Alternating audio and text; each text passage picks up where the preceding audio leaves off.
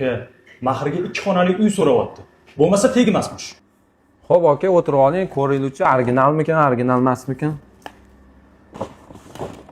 Tudor soatlarga.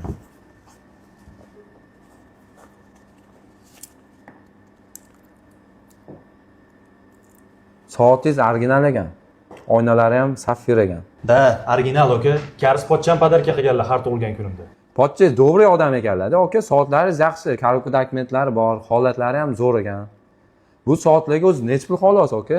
Aytdim, aka original deb. Karis pochcham bunaqa oddiy narsalar podarka qilmaydilar menga. Narxidan umuman xabarim yo'q. O'zingiz bilib, chiroyli narx qilib beravering, aka. Aka, bu soatingizni holati, dokumentlari, hamma narsasi joyida bo'lgani uchun men bu soatingizga 5000 bera olaman. Bu soatingizga esa 3500 bera olaman. Xo'p, shunda 8,5 ming bo'lyapti, aka. Mana buni ham qo'shib hisoblab ko'raylik-chi, aka. Voy, sotilgisi kelmayapti-da, aka. Ko'ringchi. Bu ham original soat ekan, aka. Holatlari o'rtacha ekan. Buni o'zi qanchaga olgansiz, aka? Buni Dubaydan 6,5 mingga olganman, aka. Lekin korobka dokumenti yo'q.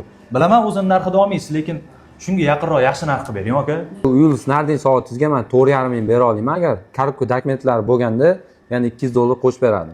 Shunda общий soatlaringizga 13 ming bera olaman. Agar to'g'ri kelsa, pul sanaymiz, aka. Bo'ladi, aka. Baraka, pulni sanavering. $13,000 so'mda 155 million 220 ming so'm bo'ladi. Hozir men sizga pul beraman. Mana aka 100 million 50 million